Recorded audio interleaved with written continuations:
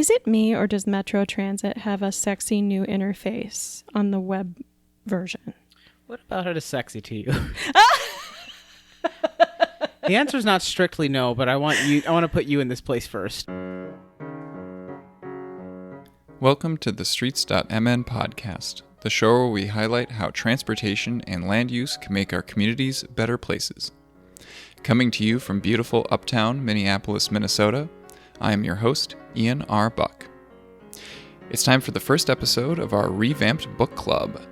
You will recall that a few months ago, Parker Seaman announced that the first book would be When Driving is Not an Option by Anna Zivarts. Joining him today is Jeremy Winter, with the discussion moderated by Sherry Johnson. Let's dive in. I'm producer Sherry Johnson, and I am sitting here with Parker Seaman. Howdy. And Jeremy Winter. Hello. Who is happy to read alongside Parker and get us into conversation today. Parker and Jeremy, what, besides us having a cool live recording, drew you to this book? Did you hear a good review or recommendation? The thing that I first heard about it was when I was helping edit the episode of the presentation that she was giving, and thought, wow, this sounds interesting. I'd be interested in checking out that book and continuing the trend of reading books about transportation, land use, driving, trains, bikes, all that fun stuff. And I was pleased to find a book that was a very good read. How about you, Jeremy? When I first heard about her, it was because she was coming here, and I immediately thought of the ride-hail minimum wage battle. Remember that? Back when that was the topic du jour, Uber had a publicity event where they got a bunch of disabled drivers to advocate for Uber essentially as a valuable net positive to society because of its benefit to disabled people. Mm-hmm. And when I heard about this book, I went, okay, I bet this is the sort of back to that story I never heard. So I had to read it. Excellent. Did it talk about that? Yeah, I would say. Okay. What other topics drew you to this, specifically you two? I'd read a headline not that long before I picked up this book about the amount of non-drivers there are in Wisconsin, and I believe that was either like a third or a quarter of the people of the state are not drivers. And I remember thinking, like, well, that seems incredibly high, but I'm from a very rural area of South Dakota, and having gone through Wisconsin a number of times, thinking about the amount of small towns, the amount of different situations people can be in, it's not that surprising that there is a good portion of the population who cannot, for whatever reason, drive, at least safely drive. And makes me wonder what kind of reporting or information isn't reported there. And yeah. So the title is When Driving is Not an Option. So which people don't have the option? We've heard people with disabilities, some sorts of disabilities. What are some others? A large contingent of people who can't drive are the elderly. There is, when I first got my car, it was because it was a valuable, giving me a car was an excuse for my parents to wrestle the car away from my grandmother, who really didn't want to give up on driving, but she was in her 90s and really shouldn't have been driving. And so it just worked out that I happened to be turning 17. But, I think they had a stat in the book, which really surprised me, that on average, Americans can't safely drive for the last 7 to 10 years of their life. Yeah. Wow.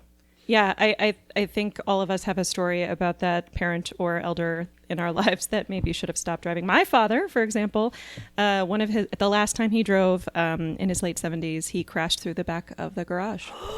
So that was the end. Who did the book talked about other folks that don't drive? Yeah. It also brings up the group of people that can't drive of children, people under 18. And there's some pushback on using that number in counting how many people can't drive. But the counter to that is whether or not you think that they should or shouldn't be able to drive, they still need to get to places. Kids need to go to different activities, to school, to, live their own life without having to be driven around everywhere. Yeah, and we've created entire cultures in which hockey moms and sports moms, parents, have to put their kids in a car and drive them for great distances just to get to their activities as well. While we're talking about who can't drive, the last categories I should mention are people who can't afford to drive, and sort of in with that is people who just kind of lack societal power, minorities. There's an element of like systemic racism in there, right?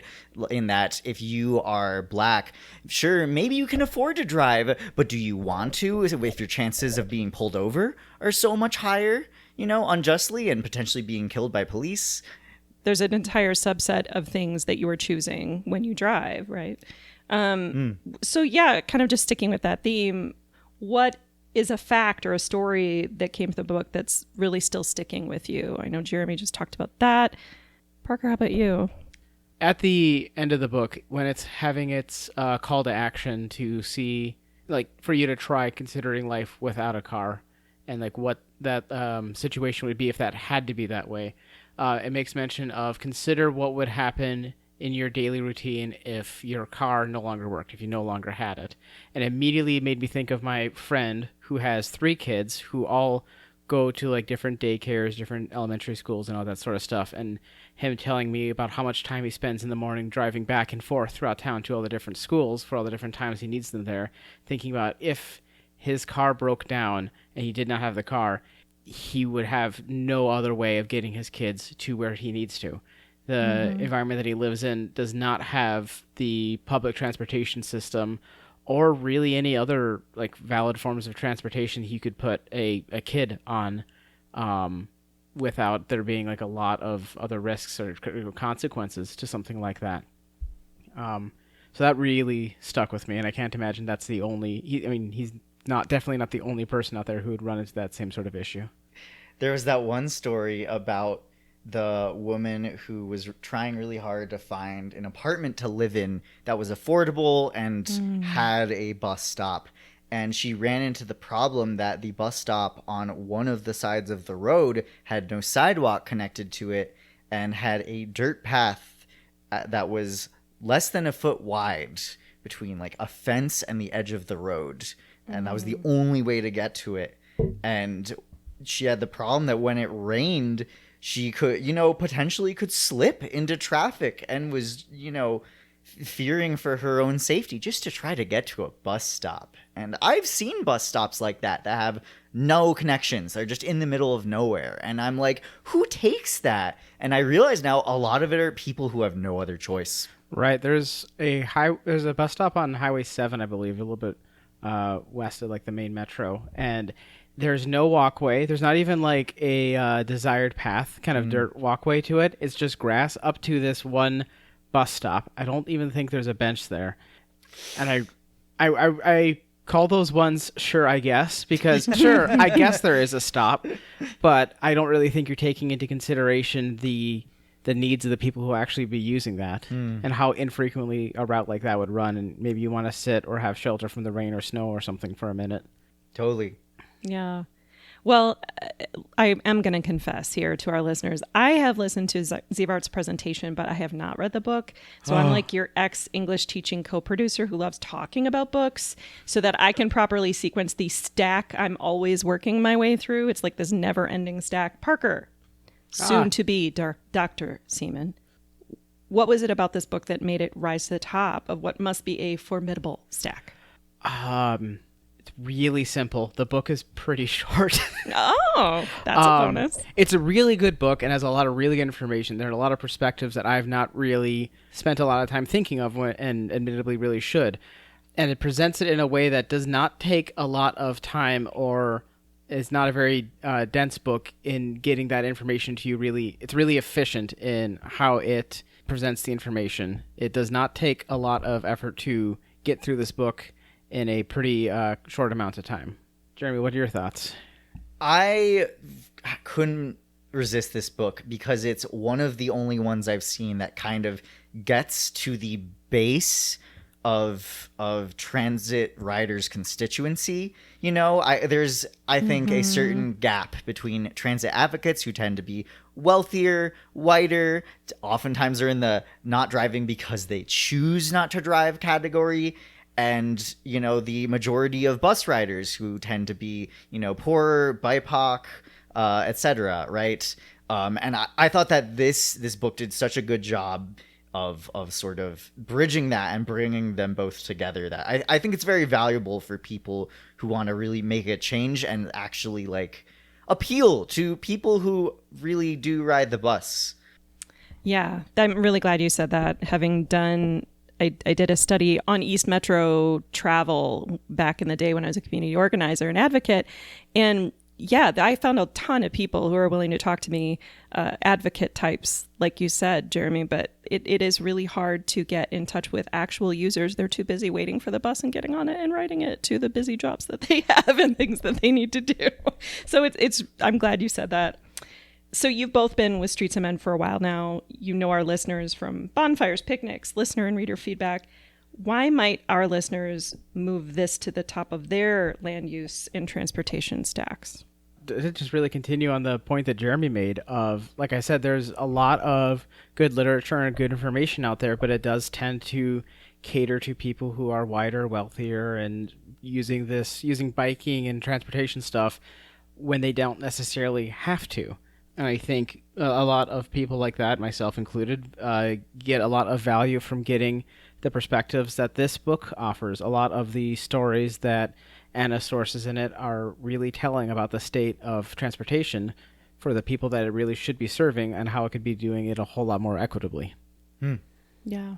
Yeah, there's no substitute, That's just how it is. And don't get me wrong, I love my liberal, wealthy transit advocate friend. They're great people. Glad to have them on board. Jeremy, I'm right here. It's okay.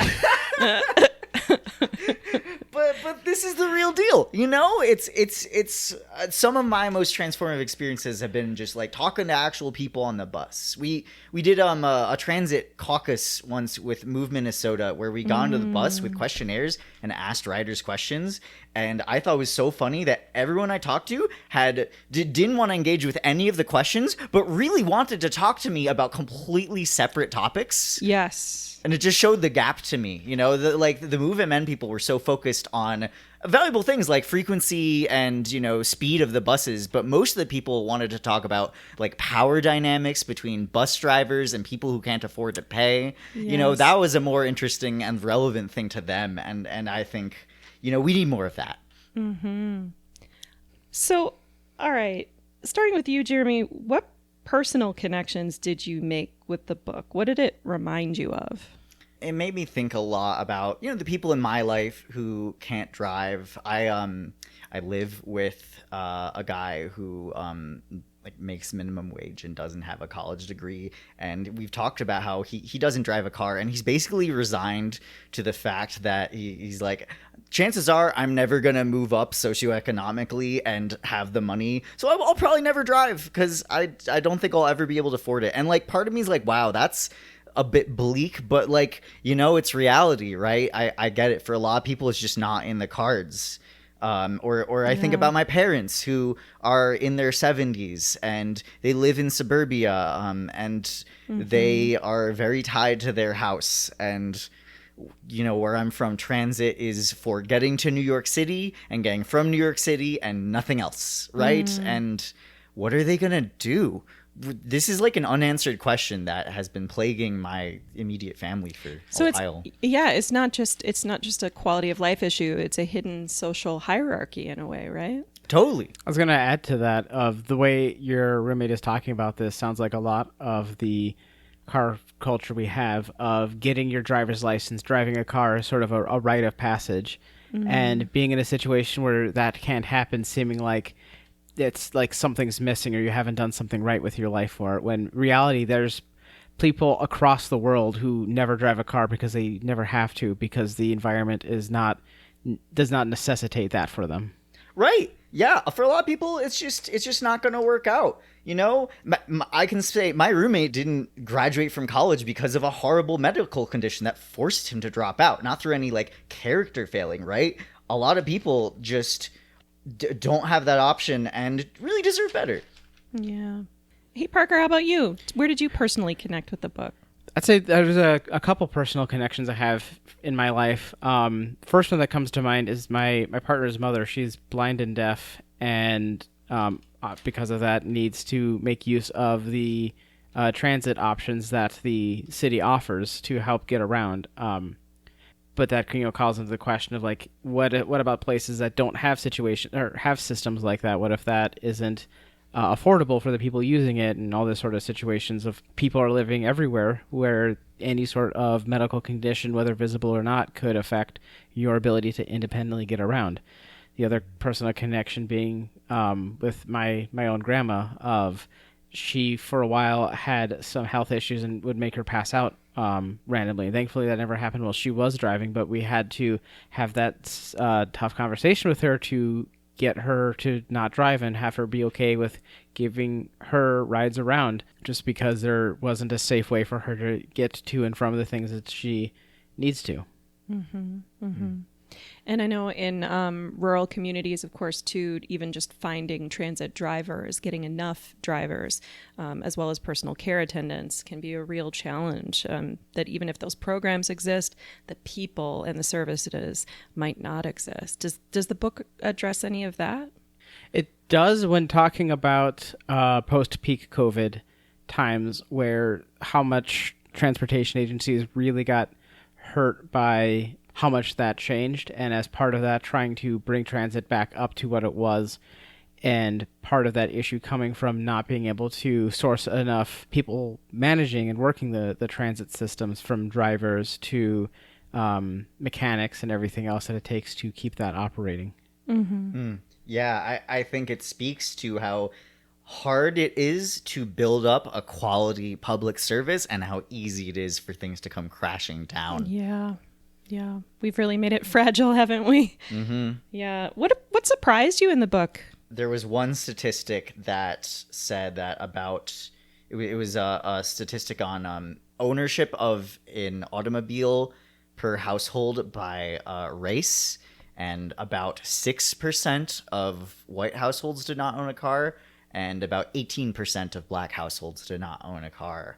And I think that's surprised me. I mean, 3 times as much, but it just speaks to the lingering inequalities in our society. Mm-hmm. So we all know it can be frustrating to be an advocate in these spaces, in land use and transportation spaces. Even just the discussions we're having now, I can kind of see our body language sinking, right? What was frustrating or maybe even enraging to read about? I think it's, first of all, the amount of effort as someone without a car that you have to put into getting around. We really don't make it easy. There's so many things you have to consider. You have to learn schedules, bus routes. If you have a dial ride service, you have to know when it's coming, and you have to potentially plan your trip maybe a day in advance. You have to know where the service areas go, where the boundaries are.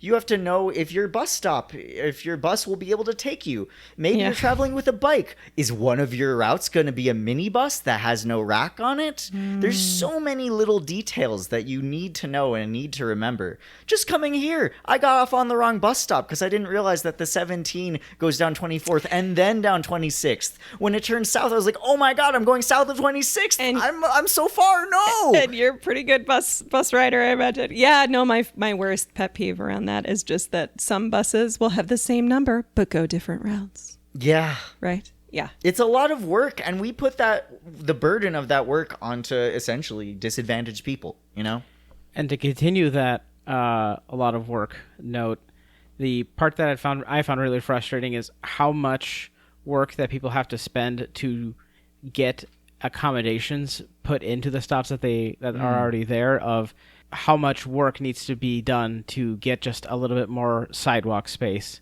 or a speed bump put on. At time of recording, there was just a Streets of Men article about the 40-year fight to add a speed bump to an intersection.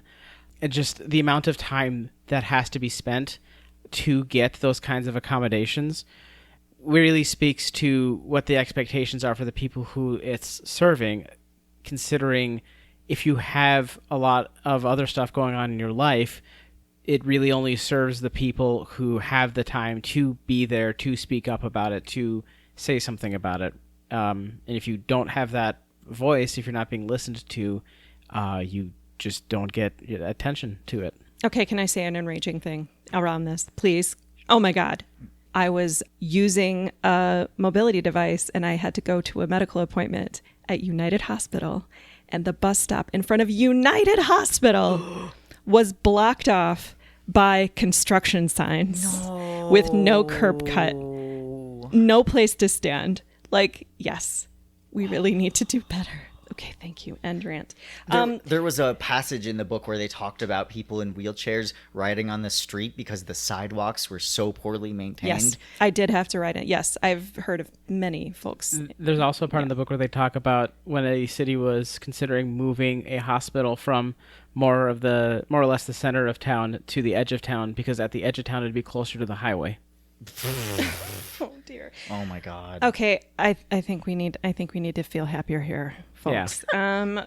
Where does the book offer some hope for sustainability and active transportation or disability advocates? Like, please, hope.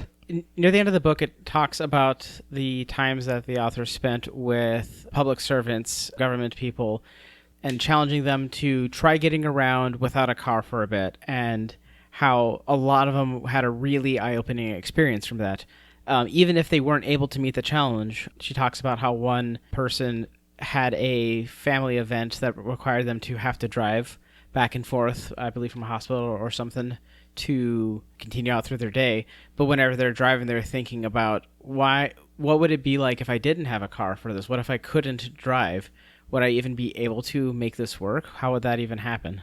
Mm-hmm. So getting officials to actually put themselves in the position of folks who do not have and really cars. helping change their perspective from, bus can be an option versus what if bus is the only option, or what if driving isn't the option. Hey, book title. Yeah. I think you see some of that here in Minneapolis. I mean, we have the famous Wedge Live bike ride series where he rides bikes with politicians. And I remember from last year his bicycle ride down Hennepin Avenue in Uptown with Katie Cashman, where for about at least 10 seconds of the interview, they're just uncomfortably riding, clearly trying to not die, then they can't talk because they're so focused on that. I think there's a lot of potential there to force change by opening the eyes of people in power and getting people who maybe don't have power now organized into a more powerful political bloc. Mm-hmm. Does the book share any stories of success or, places this has been tried? She talks about how there should, you need to have people with lived experiences in relevant positions of power. And that doesn't need to be elected positions. It could be advisory board positions, having something like a requirement for a transit advisory board have a percentage of non-drivers on it, right? Something like that would make sense. And I think she is essentially that person in her local advisory board of some kind. I don't remember the specifics. So that's pretty cool. Yeah. If you'd like to learn the specifics, you can check out the book too. So what other options does the book suggest to improve things in our current system? The main thing is just get involved, show up, make your voice heard, and also simultaneously advocate for the people who don't have that voice themselves. And when those people who typically don't have those voices are there and speaking up, make space for them. Make sure that you are making it so that what their own lived experience is being voiced, that it's not being overcrowded by all the other needs too. One technique that she proposed in the book that I really think is valuable is walk audits. We recently did one of these. I live on 35th Street in South Minneapolis, and one of 35th and 36th Streets are going under construction. and this amazing man, Christopher Vaughn, I believe is his name, he conducted a walk audit. I was there. We walked around 35th and 36th Street and just looked at things and noticed how much, broken car refuse there was near the freeway intersection. And, something like that I think is really valuable to get people to write down their thoughts and put it into words and get people talking about that experience. Yeah. What would you say is the central message of this book? There's a saying in accessibility that better accessibility benefits everyone, not just disabled people, right? The classic example they use is curb cuts, I think, right? Where they're great for people in wheelchairs, but people pushing strollers can use them. People riding bicycles can use them. People pushing a cart can use them. And I think this book is a really sort of broad perspective on taking that to the next level of, if we make things better for people who don't drive, then that has much bigger positive ripples for society. And there's a lot of ways we can do it. Absolutely. Yeah, I'd very much agree with you on that. And just broadly, that having more perspective on how more accessible spaces can be beneficial to everyone, not just those who rely on it the most. Yeah. All right. So we have the current system, but I think we're all seeing that there are parts of that system that almost need to be dismantled entirely. So what might have to be dismantled in the system we use to make any of this a reality? Restrictive zoning laws, probably, which I know is kind of a broad thing, but having read other books on it, a lot of current zoning laws are really based on a lot of really antiquated things, and racism. Yeah. And so it's hard to keep building on a really bad base. If there was something that was going to need like deep structural redoing in order to really improve it, that might be something that could use a deep refresher in order to create a system that is actually meant to improve cities, make things safer, make things more accessible, more livable, more enjoyable, more economically sound, all the other good things there, and not based on how do I keep the people I like living near the people I like, and the people who I don't not being able to have as much access. Wow. That's profound. In a very roundabout way, sure. Yeah. I would dismantle our societal assumption that we need to cater to wealthy and privileged people in order to benefit society as a whole. Specifically, let me rephrase that. This has to do, for instance, with parking. There's a lot of business owners in our city who would have believe that if we don't try our hardest to get wealthy suburbanites to come to our city, all of the businesses will go out of business. Whatever will we do without those wealthy suburbanites to keep our local businesses afloat? We need to cater to them by making sure they can park their expensive cars as easily as possible. No. I think what this book does so well is that it shows actually if you focus on catering to the least privileged people, the people who have the least power, and make incremental improvements to cater to them, that actually does a much better job. It's a sort of bottom-up urbanism instead of trickle-down, That's, I think, what we need to dismantle, that assumption that without Edina, Minneapolis is nothing, Yeah. Crazy. Yeah. So having read this book, speaking of Edina, speaking of my own neighborhood in Summit Hill, what would you say to people who think cars make things easier for all the people that don't drive now? If they could just drive, if there were more access to cars through financial assistance, rideshare, car sharing programs, everybody would be better off. Let's just help more people drive. What would you say to that? Sure. If we're going to do that, we should probably just spend it in a more efficient way. And if we're going to do it something efficiently, economies of scale, so we might as well just put, more of the people into the same sort of vehicle. And if we're going to make it more efficient still, maybe put on like a system with like a low rolling resistance, maybe steel on steel or something like that. These cars that we give them, we could chain them together. Yeah, and like interlink them. That's And then we amazing. can like teach people how to operate them. We can train. Ooh, that's a good name. We can train them how to drive it. If you can be one thing, it's be efficient.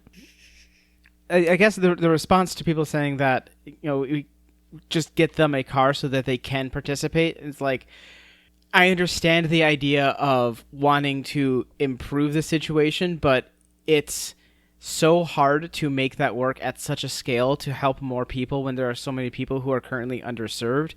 Making the most amount of those resources really makes the most sense when you're building your environment to be the most accessible for the people who need it to be the most accessible. To go back to the previous point, doing that allows you to serve the most amount of people the most efficiently. Yeah. I would tell those people that, to build off what Parker said, there is no way to provide mobility for everyone with cars. Because as this book starts off with, one of the most shocking stats to me, about a third of people living in the United States do not have a driver's license. Mm-hmm. If you gave everyone cars, that wouldn't make a difference to that third, there are a lot of people who cannot drive. Maybe you might give them a car. Do they have the money to maintain it? Do they have the ability to drive it? What if we had solutions that actually can help everyone out? To me, the rhetoric seems very similar to the people who say, oh, instead of helping out renters and having more protections or assistance for renters, we should be promoting and encouraging homeownership. Like, sure, I guess there's some value in that, but it's naive. Because we all know not everyone is going to be a homeowner. That's just not how it works. It's not realistic. Instead, it's realistic about helping out people who are already privileged. That's what. Yeah. Okay, so moving into takeaways, recommendations from the author. So far, I've heard get elected officials using transit more often and other options that are not using a car. Move into land use and zoning issues to try to change how we even set ourselves up. What are some other recommendations from the book and doing these walkarounds, right? What are some other recommendations from the book? She really thinks that you should try to get the bylaws changed for local advisory boards to require non-drivers. Okay. Don't just try to get non-drivers in office, force non-drivers into positions of power by changing the rules. That might not be easy to do without non-drivers in office, perhaps, but it's something you've got to do. And in order to get non-drivers elected, I think just organizing them as a political body is very important. Getting them to feel heard in some way or another and feel like they matter. One thing she did was she just talked to us and interviewed so many non-drivers and talked about it and made them feel like they mattered and were relevant. And we need that. We need more transit canvassing, I think. I'm kind of a governance nerd, and I've been involved with lots, state level councils and things like that about how you require certain folks to sit. So I'm really curious, does she have suggestions for forcing board seats or advisory board seats to have non-drivers? How might that be defined, and how might those folks be identified and maybe make sure that they stay non-drivers? Does she have any recommendations about that? So her answer was basically just if you are in a room with people making decisions, ask yourself who's not there. Maybe take a minute to step back and help people who don't feel empowered, hype them up, try to get them to talk and share their testimony, get people involved who might otherwise feel powerless. Okay. So that's more on the identifying folks kind of land and territory. But yeah, it'll be interesting to hear. We'd love to hear from listeners too. If you have written governance documents that require certain identities like that aren't written into law, how might policymakers do that? Once you identify those folks that could sit on those boards. All right. Okay. So what's your own personal takeaway? Sidewalks are really, really important. And there needs to be a better system. The government really should have a more involved role in most of the U.S. of maintaining sidewalks and making sure they are clear and accessible for people, because sidewalks are the lifeblood of a lot of people, and without them, people just have nowhere to go. It's Yeah. something that's really easy to take for granted until the sidewalk is under construction or there just is not a sidewalk somewhere. It also makes me very frustrated that as much as I like the rentable e-bikes and stuff that are around the cities and whatnot, the lack of a dock for them means people end up leaving them just in the center of the sidewalk. And that's fine for me. I can move it, but if somebody is pushing a stroller, does not have the ability to move the thing, and if the surrounding ground is not safe to walk on, that's a very risky move and just frustrating. Yeah. Any next actions that you two are planning on taking? Maybe I'm hearing Jeremy maybe going to get involved in the maybe shoveling, sidewalk shoveling battle this year. I am very pro municipal sidewalk shoveling. Absolutely, no reservations about that. I think it's something so important. We can't be just leaving it up to individual property owners to do. For listeners not accustomed, this is like an ongoing policy debate in Minneapolis of should the government plow the sidewalks? Is it too expensive? But the truth is there isn't enough enforcement of it. A lot of property owners just do not plow their sidewalks and get away with it. Maybe you have to pay a tiny fine. It's not worth it. We have too many people who rely on Minneapolis sidewalks. Not to mention the people who cannot shovel their own walk, Right. due to either long-term or temporary disability and other things. Yeah. Parker, how about you? Do you have a next action in mind that this book inspired you to? Pretty much just what Jeremy said earlier of when you show up to a town hall or what have you, look around the room and think about who isn't there and what you could be doing to make more space for them so that they can be able to speak their voice and have their needs heard better. Yeah. And I guess, in short, show up to public events and advocate for the things that are important to you. Parker, you do have one more thing to do. I have to pick another book, don't I? You sure do. What's our next book, Parker?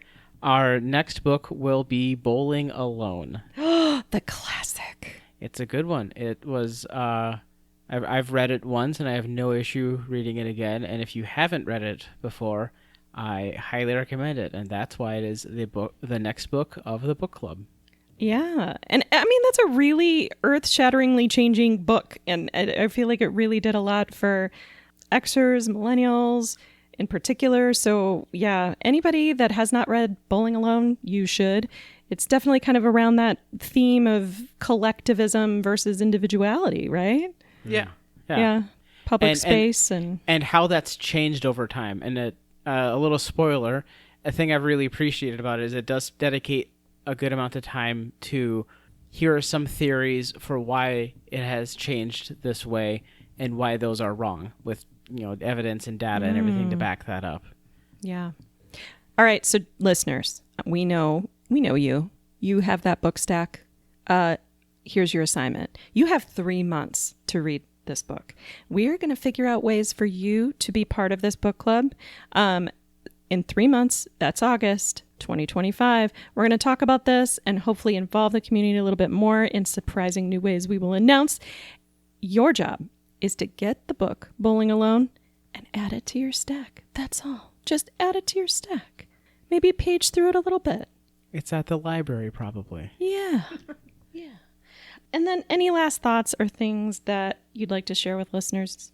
Try riding the bus. It's a fun time normally. Is it me or does Metro Transit have a sexy new interface on the web version? What about it is sexy to you? The answer is not strictly no, but I want to put you in this place first. I just think I literally had a friend look up a route and hold their phone up to me, and the first word that came to my mouth was, "Oh, that's so sexy." It's just really well designed. I don't know. I would say normalize getting around by not car with people, just ride the bus places and be like, oh yeah, I hopped on the 10 to get here, or rode my bike up Lyndale or something. Maybe you might want to wait to ride your bike up Lyndale for a few years, but I once went to a restaurant with some friends I knew who lived in the North Loop. And I got there, and one guy was like, "You rode the bus here? What?" And do your part to make that interaction happen less with the people you know. Yeah. Yeah. That sounds like a wonderful charge. All right. Listeners, until next time. And thank you for joining us for this episode of the Streets.mn podcast. The show is released under a Creative Commons Attribution, Non-Commercial, Non-Derivative license, so feel free to republish the episode as long as you are not altering it and you are not profiting from it. The music in this episode is by Eric Brandt and the Urban Hillbilly Quartet. This episode was produced by Parker Seaman and Sherry Johnson and was engineered, edited, and transcribed by me, Ian R. Buck. We're always looking to feature new voices on the Streets.mn podcast, so if you have ideas for future episodes, drop us a line at podcast@streets.mn. And if you'd like to get in touch with Parker about current or future book club episodes, you can email him at parker.seaman@streets.mn. Streets.mn is a community blog and podcast and relies on contributions from audience members like you.